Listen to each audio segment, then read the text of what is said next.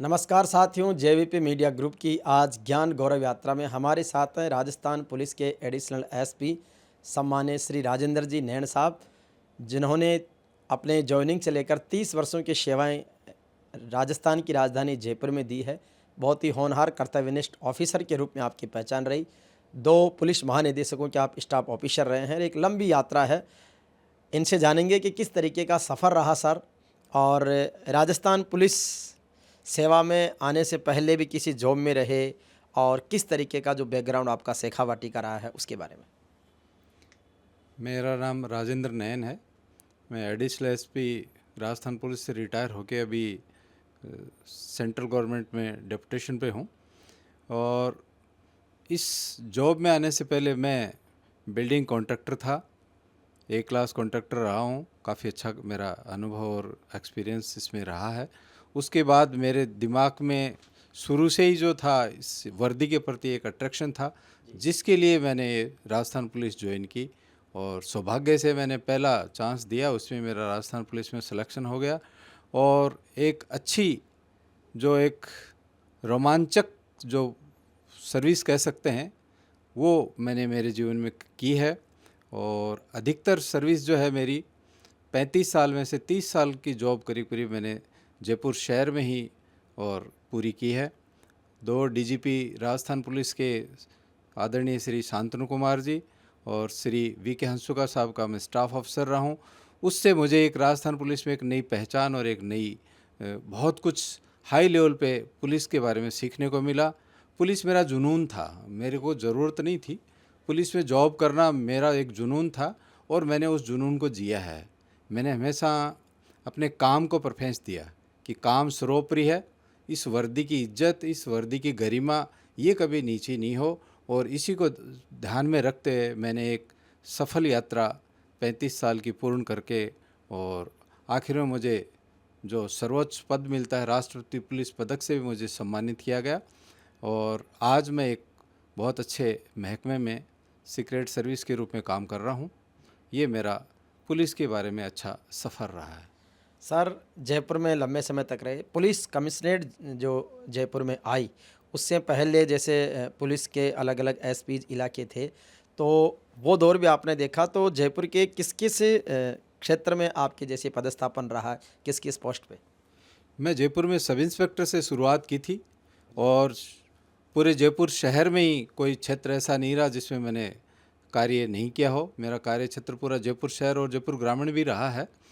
और जो police commissioner व्यवस्था लागू हुई थी उसका भी मैं साक्षी रहा हूँ। उस वक्त मैं जयपुर शहर में ही था और हमने इसमें जो है बदलाव जो देखा एक कि पुलिस के पास बहुत सारे ऐसे पावर्स थे जो पहले एडमिनिस्ट्रेशन के पास थे, वो राजस्थान को पुलिस मिले, उससे पुलिस सशक्त हुई और पुलिस को एक और खुलकर काम करने का मौका मिला। पुलिस मजबूती के साथ काम कर रही है और किया है। अभी सर, जिस तरीके से पुलिस की जो एक टैगलाइन है, राजस्थान पुलिस का ध्येय आम जन में विश्वास, अपराधियों में डर। लेकिन कई बार पुलिस पर अपराधियों से साठगांठ के आरोप भी लगते रहे हैं। कई बार पुलिस बहुत जनता की भावना के अनुकूल इतनी शीघ्र कार्रवाई नहीं कर पाती, अपराधियों को नहीं पकड़ पाती। तो बहुत से ऐसे जीवन के पेच आए हों कि कोई बड़ी आपके थाना क्षेत्र, आपके सर्किल में बड़ी घटनाक्रम हो गई और जनता के गुस्से का सामना आपको करना पड़ा, और उसको किस तरीके से मैनेज किया, ऐसी कोई घटना का जिक्र? इस मामले में मैं बहुत बड़ा सौभाग्यशाली रहा हूं और मुझे एक कॉन्फिडेंस भी रहा हमेशा कि अपने काम को पहचान का जो है रूप बनाया था और उसका मुझे बहुत फ़ायदा मिला। कभी भी बड़े से बड़ा लॉ एंड ऑर्डर भी मैंने देखा है, झेला है, जयपुर शहर में भी देखा है, बाहर भी देखा है। लेकिन मेरी एक हमेशा कोशिश रहती थी कि अगर लॉ एंड ऑर्डर कहीं प्रॉब्लम आ रही है तो उसको मैं खुद ही फेस करूं। उच्चाधिकारियों को बुलाने का मेरा कम से कम वो धैर्य रहता था, क्योंकि अगर मैं ये सोचता था कि अगर उच्चाधिकारी मौके पे आ गए तो इसका मतलब मेरी कैपेसिटी या जो मेरी परफॉर्मेंस वो जीरो है।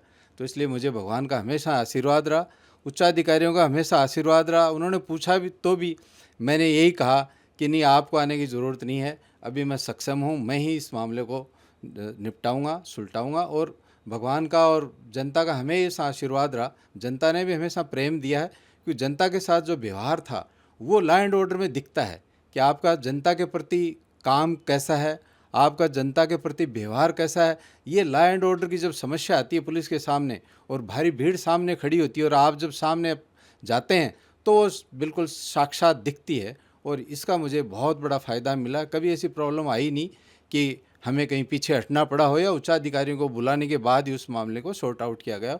मैंने मेरे स्तर पे बहुत बड़ी बड़ी समस्याएं जो है खुद के स्तर पे ही सफल रूप से निवारण किया है। सर, पुलिस की लाइफ में बहुत स्ट्रेस है। कई बार पुलिस विभाग ने योग शिविर भी लगवाए हैं, कई बार ऐसा जिक्र भी हुआ है। प्रेशर की बात भी आती है, जैसे मान लो कि सिपाही से लेके इंस्पेक्टर तक के बहुत सारे पद खाली है, आदेश देने वाले ज़्यादा, काम करने वाले कम है, ऐसे कई समस्याओं से जूझना पड़ता।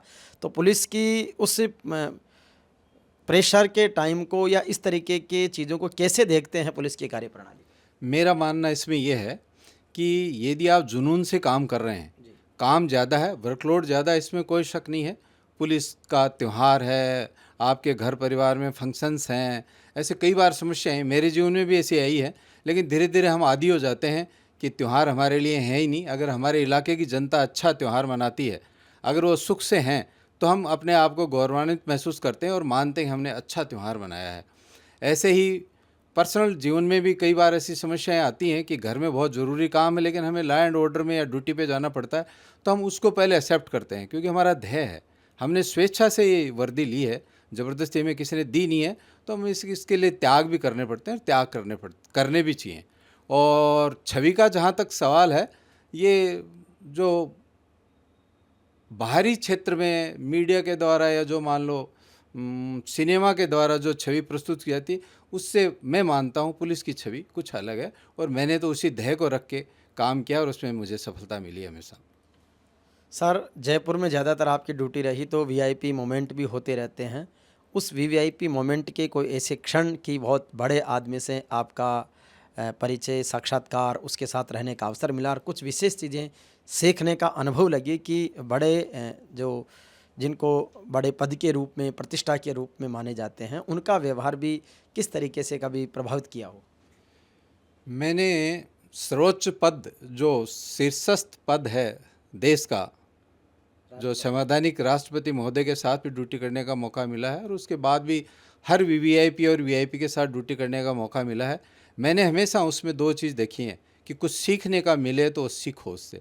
तो हमने बहुत सारी चीज़ें सीखी हैं, इससे आपका कॉन्फिडेंस डेवलप होता है, आपका काम करने का तरीका चेंज होता है, और आप भीतर तक जाके देख सकते हैं कि वो बाहर से जो दिखते हैं वो कई बार भीतर से बड़े साधारण व्यक्तित्व भी होते हैं, बहुत अच्छा व्यक्तित्व भी होते हैं।